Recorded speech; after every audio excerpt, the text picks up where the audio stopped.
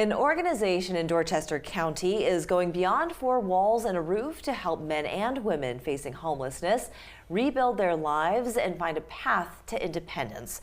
We want to welcome Ginny, Vicini, Executive Director for Keys to Change, and Belle McHugh, Supervisor of Programs and Services. Thank you, ladies, for being here. Thank you. You're welcome. And thank you for the work that you're doing. It sounds like a wonderful organization. Really kind of the only of its kind in Dorchester County. Yes. Right. And you serve, there's two arms of it, serves both men and women. Belle, Yes. can you tell us a bit more about it?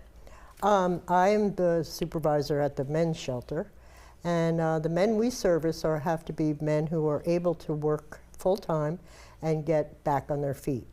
So we help them do that in any way that we can, supportively, help them budget, help them set goals that they can reach and attain while they're with us.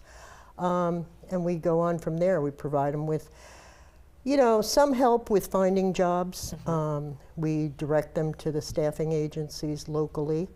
We provide bikes for them. We don't transport them, so they're really required to do all the footwork To be very themselves. independent, just as we Yes, they are pointed out, required to do that. And what I like, so Keys to Change, there are two arms. So there's the Anchor House, which is for men, and the Lighthouse for women. Can you tell us a bit more about some of the services for women? Sure, and very similar requirements for the Women's House.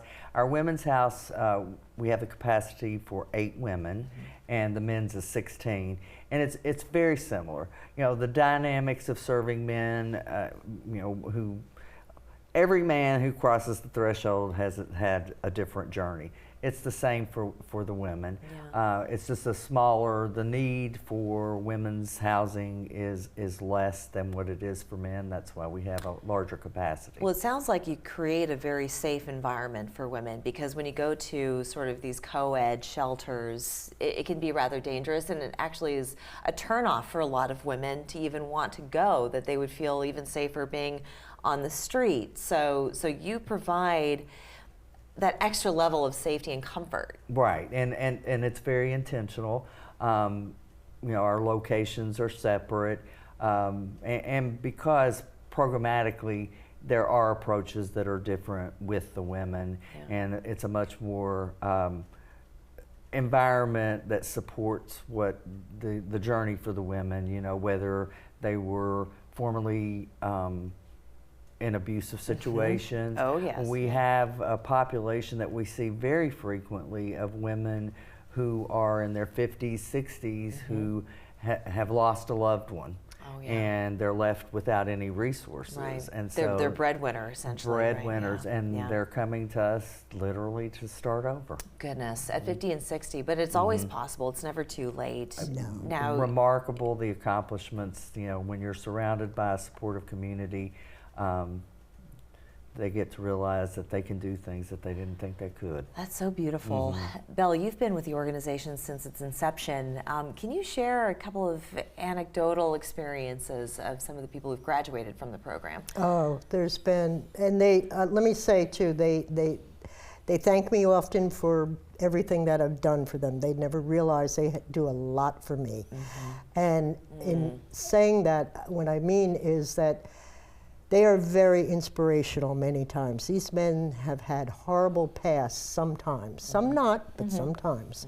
And to see them, especially the older men, for instance, the one that came out of the woods with the dog, he was older and not such a great attitude. In the beginning, he had some tantrums. I really was thinking to myself, he'll last about 2 weeks.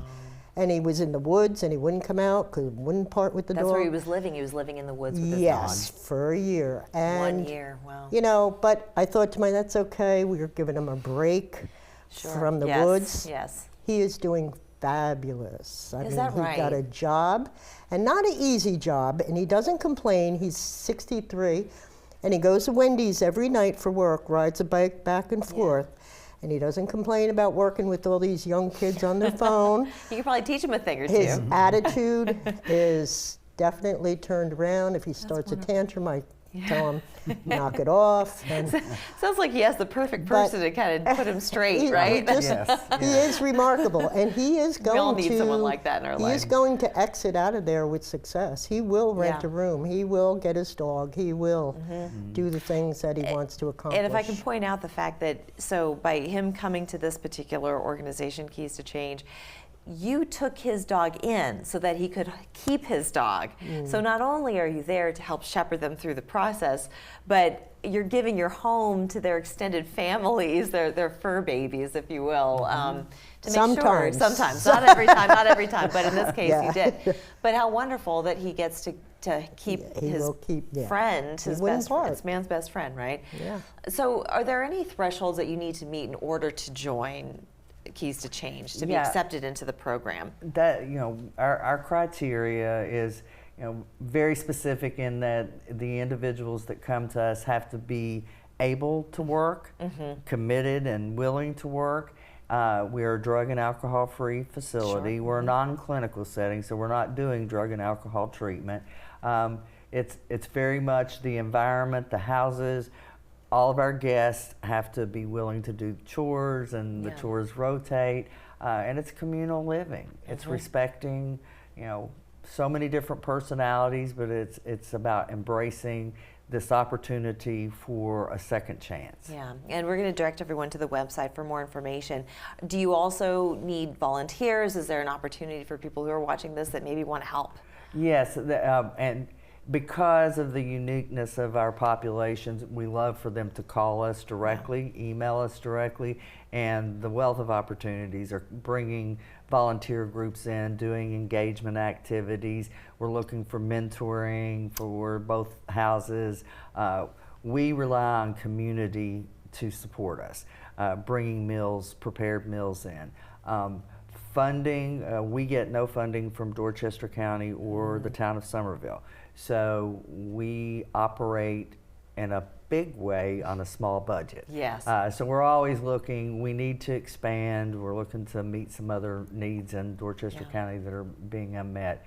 And so we love sharing our story. We love having people come and visit us, because until you visit and engage with our folks, there's a lot of preconceived notions about people who were formerly homeless. Yeah. And we like to show them that those notions are all not of us necessarily are true. one step away. One step I mean, away. really, truly we are. So the empathy is just beautiful. Since 2019, by the way, folks, 1,200 people have been helped through this program. So congratulations on that. Again, we're going to put the information on the screen so you can learn more. Thank you so much, ladies. You're doing God's work. Thank you. Thank you. We appreciate Thanks for having that. us. We'll be back after this.